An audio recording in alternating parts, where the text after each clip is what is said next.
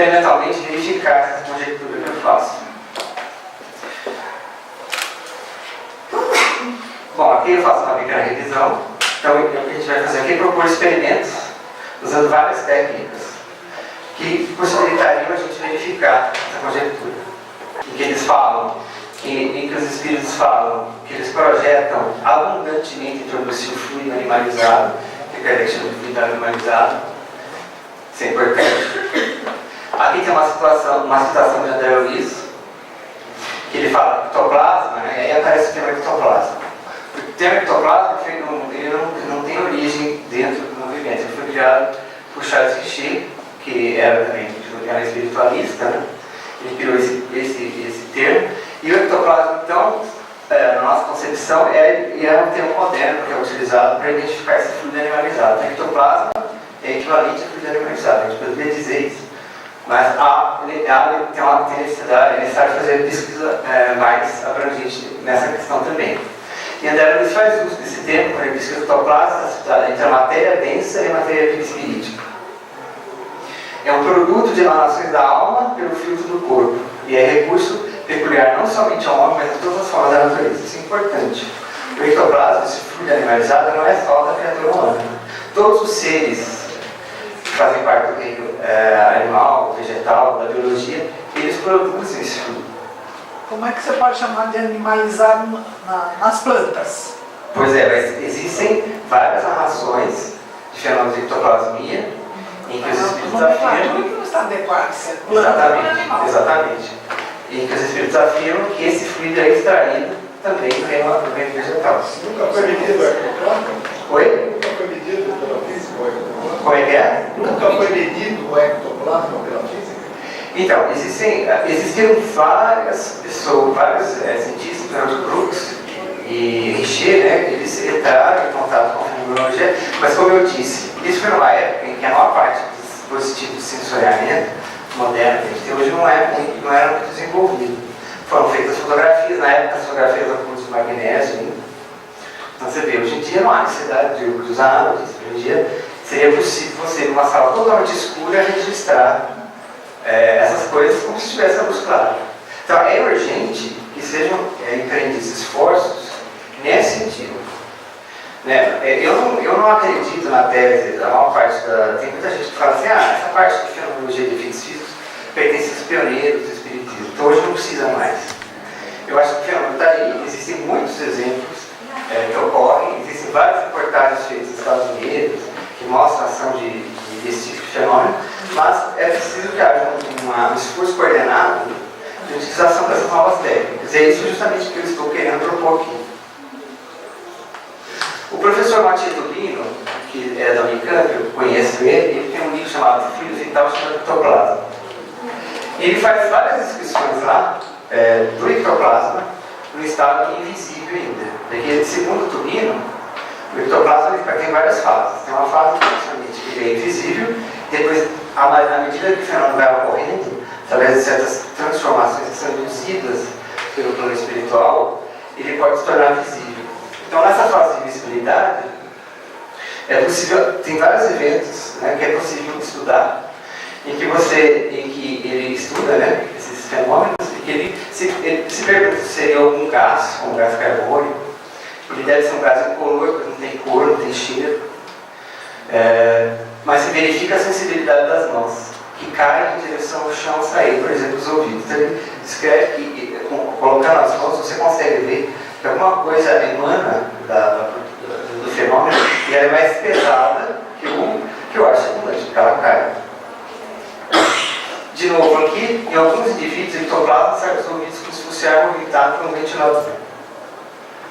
Colocando as mãos espalmadas ao lado dos ouvidos, numa distância de 5 centímetros, é possível sentir o subventivo contínuo. Aqui tem uma foto que eu achei na internet também, desse mesmo médico, Jack Weber, mostrando então o processo de experimento dessa substância. Uma fase inicial, antes de formar uma pseudoforma, né? E assim por diante. Então isso aqui parece ser uma substância que tem consistência fluida. Depois, se a gente procurar outras literaturas, por exemplo, tem esse R.C. Johnson, Materialization, e assim por diante, tem você pode achar nesse site Survival After Death, que é uma organização britânica. Ele fala que foi constatado que o feixe de ectoplasma ainda em estado invisível, ele é escurece infravermelho. Ele escurece infravermelho. Isso pode ter sentido porque pode ser que parte desse fluido seja composto por moléculas orgânicas, né? E as moléculas orgânicas absorvem fortemente o infravermelho. Eu achei uma outra referência aqui desse Svamivakta Nishita, que na verdade é o pseudonimo Walker Atkinson, em que ele narra, isso aqui é uma descrição de um espírito também, uma reunião de materialização, em que ele fala algumas coisas que suportam a tese que o ectoplasma é realmente uma substância fluídica. Fala de nuvens de vapor ou de steam, né? Que é a mesma coisa. Aqui, Thomas Robinson Hazard, 11 dias namorado, foi um médium nessa região e os espíritos se materializavam e davam palestras como eu estou dando aqui. E aqui tem também algumas descrições que o espírito utilizou na linguagem dele, que fala que existem partículas chamadas efeitos, que são emitidas pelo médium e que passam constantemente pelo corpo, e elas estão envolvidas na produção desse fenômeno. Depois tem Osti, que é o que eu comecei essa pesquisa, né? Eugene Osti. Isso aqui é uma citação, não tive acesso ao relatório dele. Ele fala que ele tinha um laboratório grande, e no momento que o espírito, ele, na verdade, criou uma malha de feixe de infravermelho, e no momento que o espírito começou a emitir, então se tivesse alguma distorção, essa malha ia ser interceptada e uma campainha soava. Então ele fez a experiência e viu que, de fato, a substância, embora seja invisível, absorve o infravermelho. Bom, aí aqui é o ponto em que eu faço como é que a gente poderia então medir essas coisas, né?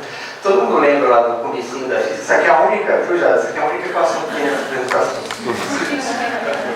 Vocês lembram da fórmula TV com a NRT, né? Essa equação aqui. Pressão, na verdade, ela é proporcional à temperatura e à densidade. E se cai é uma constante, como é o caso aqui. Então, essa equação é uma equação que mede o quê? É uma equação que descreve as propriedades termodinâmicas do ar que a gente tem. Ela diz o seguinte: quanto maior a temperatura do ar, maior a pressão. Se eu mantiver tudo fixo, ao aumentar a temperatura, a pressão aumenta. Então, isso é a panela de pressão. Quando eu aqueço a panela está fechada, a pressão aumenta. Se eu mantiver a pressão igual, a pressão é a mesma, isobárica, né, e aumentar a temperatura, como a pressão é a mesma, então a densidade deve cair. Então, isso é utilizado em princípios de aerostática, balão. No balão, né, principalmente balão de ar quente, ele é aberto. Então a pressão é a mesma. Então, quando aumenta a temperatura do ar do balão, a densidade cai, e o que acontece? O ar vizinho, como ele é mais pesado, ele empurra o balão para cima. Então, na verdade, o balão cai, o balão sobe, não porque ele sobe, mas porque o ar volta a cair. A condição de equilíbrio resultante disso é que o ar cai, então o balão só pode subir, conservação de massa. Então, existe um relacionamento entre essas grandezas termodinâmicas, de tal forma que, se qualquer coisa mexer aqui, é possível a gente investigar. Existe um processo óptico chamado Câmara-Schlier, que mostra o seguinte: esse processo óptico, vou mostrar um filme bem rápido, estou acabando. Se ocorre uma variação na densidade do ar, eu consigo ver isso através de uma variação do índice de refração do ar.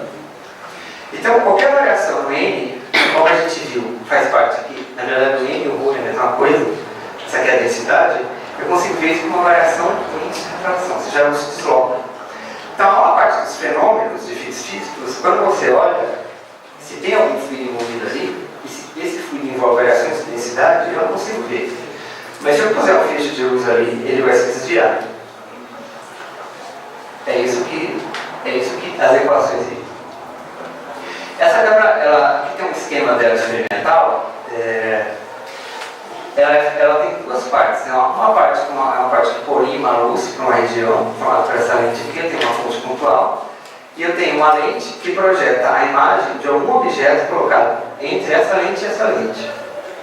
E aqui, esse ponto aqui, formaria o quê? Uma imagem real da fonte, que está nítido no anteparo. Se eu pegar um objeto e tentar fechar aqui, Nesse ponto, se eu fechar exatamente nesse ponto, eu não vejo mais nada, uma luz aqui. Mas se eu fizer de tal forma que parte da luz passe, mas parte não passa, eu vejo uma região meio acinzentada. De tal forma que qualquer variação no trajeto da luz aqui vai aparecer aqui de maneira bastante notória. Então, esse aqui é um exemplo de uma foto feita com o processo Schlieren, que mostra um trompetista emitindo uma nota Si, onde a gente consegue ver aqui a onda de som se propagando no ar.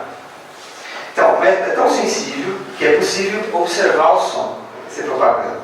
A gente, quando eu falo, ou vocês falam, ninguém consegue ver a onda de som se propagando, é invisível, mas por meio desse método eu consigo. Então, o som se torna visível. Eu montei esse equipamento aqui na minha casa, eu ia até trazer, mas aconteceu um acidente de última hora, então fica uma outra oportunidade. Mas eu cheguei a montar o equipamento, ele de fato é muito simples, ele consiste em um espelho que substitui aquelas duas lentes, no desenho, e uma câmerazinha aqui, pode ser uma webcam normal, e um computador para registrar a imagem. Então, como é que funciona? Eu tenho uma fonte de luz aqui, no meu outro esquema também tinha uma fonte de luz. Essa fonte de luz está no plano focal desse espelho e ela é a imagem formada aqui.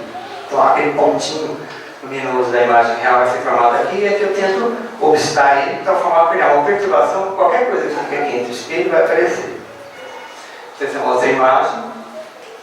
E existe um outro método, uma outra maneira de fazer isso de forma digital, mas eu não vou entrar muito em detalhes sobre isso aqui. Isso aqui é uma imagem obtida no laboratório dos Estados Unidos, numa câmera Schlieren, mostrando uma pessoa e em volta dela o quê? Saindo, isso aqui é uma álvea, não é álvea. Isso aqui nada mais é fluido do ar, né, em torno da pessoa que é aquecido com contato e ele sobe. Então, em cima de cada cabeça das pessoas aqui, tem essa emanação que se eleva, baseado nesse processo que eu falei. O corpo está produzindo calor, esse calor está em contato, irradiado, né, através do ar circundante, ele se aquece e sobe. Ninguém vê isso, mas por meio dessa técnica eu consigo ver. So many things in the world we just can't see. Forces that are invisible to human eyes, part of a hidden world. Technology is starting to fill in the blanks. Capturing fleeting high-speed cameras. Existe um outro aspecto interessante, o seguinte: se nós utilizarmos câmeras de alta velocidade, a gente consegue ver coisas também que são invisíveis. Porque existem coisas que acontecem numa velocidade tão rápida que a gente não consegue ver. Então, aquela cena mostrou que um balão cheio d'água está sendo estourado. Então, como é que acontece? Porque são fenômenos que a gente não vê. Então, o objetivo desse programa é mostrar como que o mundo ao redor de nós é cheio de coisas que a gente não consegue ver e, através da tecnologia moderna, a gente consegue acessar isso. Pode continuar. Revealing heat waves from almost any object with Isso aqui é uma câmera térmica. or unveiling the nanoworld with electron microscopes. Microscópio The eletrônico. most elusive thing is the very air we live in. It's like an invisible ocean, and we're all its fish. Be good to know what was going on, wouldn't it? Well, now Essa aqui é uma imagem, então, usando a câmera Schlieren. is Schlieren photography. A pessoa tomando It's sorvete. freaking me out. Schlieren means street in German, and that's what we're seeing. Então, aqui tem vários fenômenos de emissão de gases. Eu preciso de um espelho desse aqui, Schlieren levantar isn't assim. literally photographing air. It's capturing light distorted by air. But the result is like watching air move. Então, a pessoa abriu uma garrafa e você vê o ar em volta. To a potentially fatal gas O leak. gás spray. Just think of the potential. Isso aqui é o processo de escoamento do